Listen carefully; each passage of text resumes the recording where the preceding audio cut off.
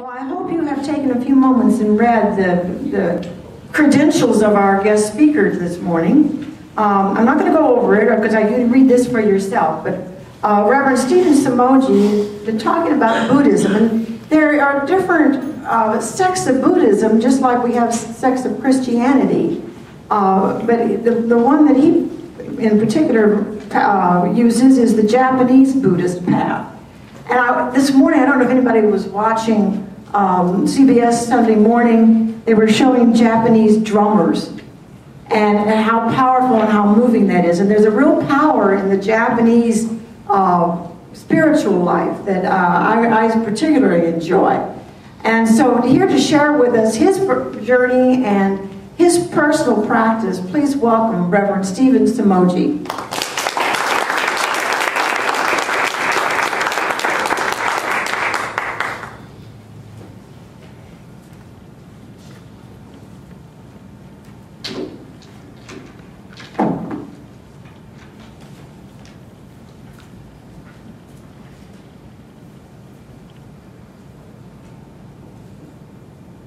Well, thank you very much for letting me come and speak to you this morning. I'd really like to thank you for your invitation to speak about Buddha and Buddhism. And I'd like to thank Mrs. Lindquist especially for extending the invitation and helping me so much in the preparation of our event today. Buddhism is a really big subject, and since you are people of faith, I'm going to kind of concentrate faith issues, but we always seem to have to try to explain who and what is Buddha and Buddhism, because it's a little bit confusing. Buddha is actually a generic term in Pali and Sanskrit that means enlightenment. So it is actually a title. It is not, but most people, when they use the word Buddha, they are referring to Gautama Siddhartha, who was the first teacher of enlightenment. He was actually born in 563 BC, which is about 300 years before the time of Alexander the Great. And he passed away at 483 BC, so at the age of 81. So he was extremely old. Because he was born to a royal family, his early life and his age and his death were well recorded. So we have a pretty good feel for his lifetime. He taught the concepts of enlightenment for almost 50 years, so we know that there are many, many different parts of his teaching that were emphasized again and again, but they have been recorded and they do fill many, many volumes. We know that he was born to a royal family in northern India, and that his mother was actually from a kingdom in Nepal, and his area of teachings during his physical life would encompass most of northern India and southern Nepal. And it was said at his death, over 100,000 people attended his death in the Solid Grove. Okay, so his life was very, very well recorded, which was not true of his teachings. We'll come to that in a minute. Siddhartha was raised a prince, but upon seeing people suffer and die, he became obsessed with ending pain, suffering, and death. He left his home at the age of 29, actually escaping from his princely palace, and embarked on a 5-year search for enlightenment. He originally practiced with a small group of ascetics, living on a near-death type diet, 1 drop of water, 1 grain of rice, 1 piece of barley, and continuous meditation. He would meditate days and hours on end. He eventually abandoned the severe practice and followed a middle way in which he, keeping his mind and meditation strong by keeping his body nourished and his meditation in balance. Using this path, he eventually became strong enough that he became fully enlightened. Now in Buddhism, supreme enlightenment means that you have the capability of seeing the past, the present, and the future at the same time, that you have the ability to see the ultimate effect of all actions that you do. So this is a great power to have. And when we we said that he became a Buddha, he became one that was completely enlightened at that moment. Now, there are many facts about Buddhism that are often misunderstood because there are so many different sects of Buddhism caused by the long period of time that Buddha taught. But there are certain common facts that exist in all forms of Buddhism. The first concept is that Buddha is not God and is not worshipped as a god. He was born human and became enlightened in one lifetime. He guided others to enlightenment. His goal in his practice was to enlighten others to help our human world become a place of permanence and purity that would be mirrored in a world without death and suffering. He is honored and worshipped for giving us this gift of attainable enlightenment. We also believe that all in the world of Buddha can give us wisdom and compassion we need in our daily life. So we are glad that Buddha, being the first one who espoused the teaching of Buddha, created many Buddhas who can help us in our daily life. So in Buddhism, we are really never alone. Now, Shakyamuni taught many different ways in that 50 years that he taught to try and help others reach enlightenment. Many schools of Buddhism were created that concentrate on one or more of the periods of his teaching. Because of this, there are more different sects of Buddhism than all Western religious sects combined.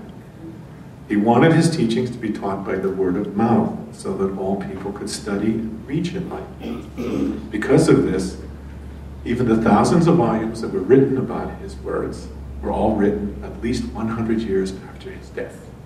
Because the first written existence of Buddha's teachings, which he insisted be passed on by word of mouth.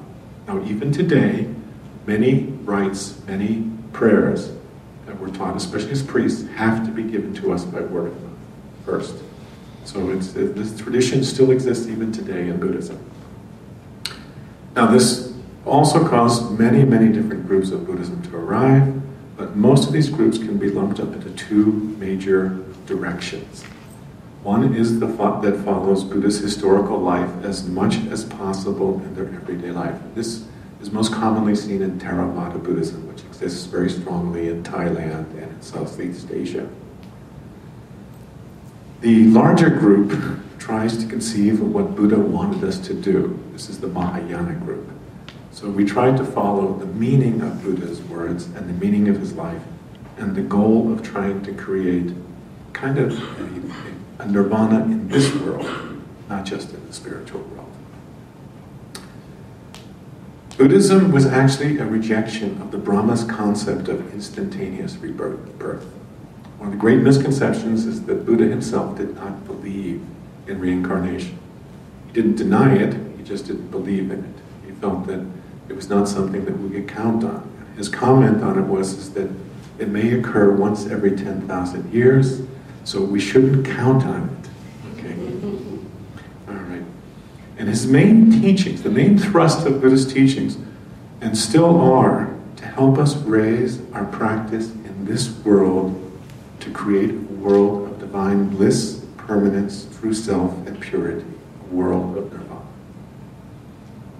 The line between our human experience and our eternal existence should almost disappear, okay, as these two worlds converge. So his real goal is to try to make this world as much a world of purity, peace, and joy as possible, so that pain and suffering would eventually disappear. Now, one of the reasons why it doesn't happen is that we often create effects that interfere in our lives and the lives of others. And Buddha taught us in a very scientific way that every action that we do creates another action. It's almost like the very first law of physics. Okay. Every action has an equal and opposite reaction. For anybody who studied physics, for all those poor kids going back to school tomorrow. But this is true in Buddhism too. So every action that we have in our life creates another reaction, and then the effect of that reaction is what we call karma. That is the ultimate effect of all of the actions that we do. And there is positive karma and negative karma. A positive effect will create positive karma. A negative effect creates negative karma. Karma has no set lifetime. It will disappear only when it comes in contact with its opposite. So good effects create good karma negates bad effects. So we want to try to generate as much good karma in our life and to do that we have to increase the amount of positive actions that we take. So by creating mainly positive karma, we can make the human world better. And Buddhism is the study in creating positive karma in our everyday actions. A fully enlightened being can see the ultimate effect of all actions and help others avoid actions that will have a negative effect, and thereby avoid creating negative karma. And it is this wisdom to see the effect of what you do that we ask to receive from the world of Buddha. That is what we pray for, to receive that wisdom and then share that wisdom with those around us. So Buddhism often seems very simple to those who first start to try and study it, but then they become disappointed when they study Buddhism with very little change in their life because they are failing to make the conditions and the create conditions of generating positive karma. You have to change the way that you do your life in Buddhism. You have to change the focus of your life. And this change in action and direction involves major changes of what is important in our human life. The first step is to really accept who we are. Buddha really wanted us to accept and understand who and what we are. We are attached to many things that are bad. We are attached to many things that create negative karma. Greed, anger, and ignorance are the three poisons in Buddhism, and they exist in almost everything we do. The trick is to not become trapped by them. Buddha said that as humans, we are always cursed to always want more than what we need. This is the foundation of greed. Our attachment to our own opinions, to what we want others to do, eventually creates anger in our heart and mind when others don't do what we want. Anger is the most dangerous of the three poisons because it will eventually destroy everything around you. Ignorance is the most common of the three poisons because ignorance is to see things as you want them to be, not as they are. And this is the most common poison in our daily life. One of the key things in Buddhism is to learn to accept everyone around you as they are, and to be happy and grateful as they are, not as you want them to be. And this ignorance in our daily life is this constant feeling that we need to change and make people more the way we want them to be. Now, all religions fight greed, anger, and ignorance. All religions draw upon divine compassion and wisdom. However, based upon the number of churches in this country, the sin business is still very strong. So, keeps lots of priests and ministers employed. And one reason is that we humans tend to react to every event in our life solely with our human mind, rather than taking a moment to let our divine wisdom that's within each one of us kind of bubble to the top. And it is this reaction that often creates negative karma. Even as a small child, you get hit, you hit back. Okay? We really don't change our lives as we grow up. The way we hit changes. That's all. The way we hit each other changes. Okay? It's not usually physical, it's usually verbal. Okay, sometimes it can be also by just making their life miserable. Okay. Anybody who works for the IRS, this is your goal. Now, if we could only learn to use divine wisdom, enlightenment around the world would help us before we react, and instead would help us to act with compassion and wisdom to kind of do the best event in every incident in our life. And learning to try to take a moment to meditate, think about a different way of handling a solution is very, very difficult, but it is important in Buddhism because we have to learn to act with wisdom, not react with our human mind and heart. The best way to do this is kind of like through precognition. Kind of see how things are going to happen before they happen. And we try to combine this with prayer to help us really try to see the ultimate effect of our actions. And this is kind of what the purpose of meditation in Buddhism is for, is to help us kind of let go of things around us too much, to let go of our selfishness, and then try to think of ways to do things better, and to prepare ourselves so that we don't react, but we act in a way that is best. We ask all those in the world of Buddha, as well as our family in the spiritual world, to give us the wisdom and compassion to create more harmony and peace in our hearts and lives. We try to see how to protect and help others without greed, anger, or ignorance taking over our decisions. We try to see the true needs of people in their words and their actions by truly trying to listen to what people say, not just only with our human ears, but with our Buddha heart. To try to let people's actual words go right into our heart. And we try to create positive karma in our actions with those around us, because we know it is a gift for all in this world and even to our families in the spiritual world. We are trying to create a positive karma that creates a positive change to the past, present, and future of the lives around us. And we constantly try to see the true effect of our actions through meditation and through prayer, and allow us to open our ears to the words of those around us so that we can hear and see everybody's concept of what is peace and harmony, not just our own concept of peace and harmony. To do this, we have to change the focus of our religious practice from being for our happiness to focus on fulfilling the needs of others. A true Buddhist will always put the needs of others before their own needs. In all schools of Buddhism, it is this practice of serving the needs of others first that is your first, most important step of going forward towards enlightenment. This change is often started by listening to and accepting the opinions of others. We also have to let go of our attachment to our own opinions, our own desires, and accept the opinions of others as if they were our own. If we can understand the opinions of others, we can often seek mutual areas of harmony and improvement. If we focus too much on our own opinion, we can create anger and disharmony with those around us, but even more importantly, in our own heart. Rather than giving others what we need, we often try to substitute our ego-driven opinion on what we think is best for others.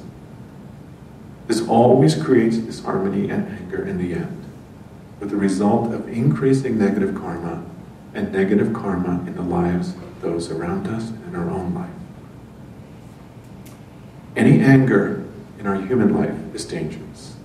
It is a poison that creates negative karma, and it is a poison that will destroy the happiness of everyone around you. If you cannot accept the opinions of others, you can never open the mind and hearts of those around you. You can never create true harmony. The more we are attached to our own opinions, the greater our chance of creating negative karma. The more open our mind, the more open our heart to the needs, feelings, and desires of those around us, the more we can create an environment for peace, happiness, and fulfillment. This is an environment of positive karma, letting go of our human judgment and listening more and more to the words of others, to the opinions of others, gives us an opportunity to create peace and harmony in the circle around us. Now, I mentioned earlier that karma does not disappear with death. It does not have a lifetime of its own. Buddha himself taught special prayers to transfer positive karma not only to those in this world, but also to those in the spiritual world. There's a belief that time does not interfere and death does not change your karma.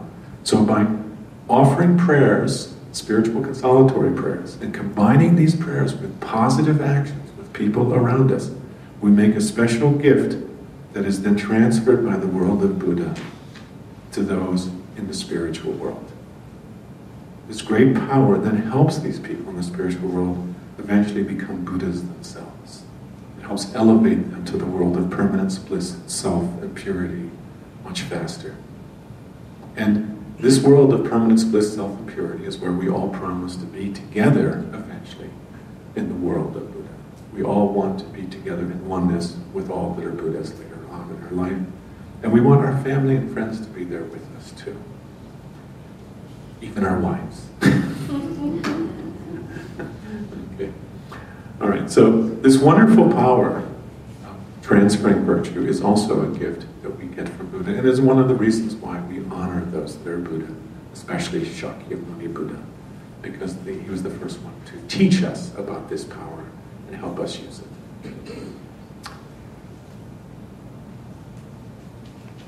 Since we believe, especially in Mahayana Buddhism, that all Buddhists have a Buddha nature that can reach full enlightenment in one lifetime, Sadhartha achieved enlightenment in one lifetime, and we believe that all people can achieve enlightenment in one lifetime, so we want to try to help them do that.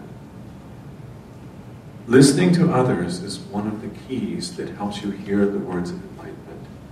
And then when you hear these words of enlightenment, you want to share it with others more through action than through words. So why do we use meditation? Well, meditation is a chance for us to listen to the words of Buddha with our Buddha mind, rather than just with our human ears alone. Most of the communication we receive from the world of Buddha is usually in the words of those around us. So we have to listen carefully to those around us and the opinions of those around us, because those often contain the words of Buddha. But because there's so many things going on in our daily life, there's so many things that distract us, we miss a lot of these words. So in meditation, we have a chance to kind of open our mind, clean the slate, so that we can get that message a little bit more clearly. And then we can reflect on how to use that message of enlightenment, of peace and harmony more in our lives with those around us. So Buddhism really wants us to kind of empty our mind, but not empty the determination to help those around us. And that's what we use meditation for, is to help us empty the clutter that occurs in our mind, in our heart, so that we can sometimes hear those words of Buddha again that we didn't hear the first time when spoken to us by people around us. In this case, we sometimes receive them directly from the world of Buddha, sometimes as an inspiration, sometimes as a realization, but also sometimes as a feeling. So this is why in Buddhism, when you do pray, you actually use all of your senses, not just the prayers that you say with your mouth, the human mind that you use to vocalize your prayers, but all senses are used when you meditate. In the end, though, the goal of all of these practices in Buddhism is to increase the joy in the lives of people around us, and then through their joy, find more joy in the permanent, eternal world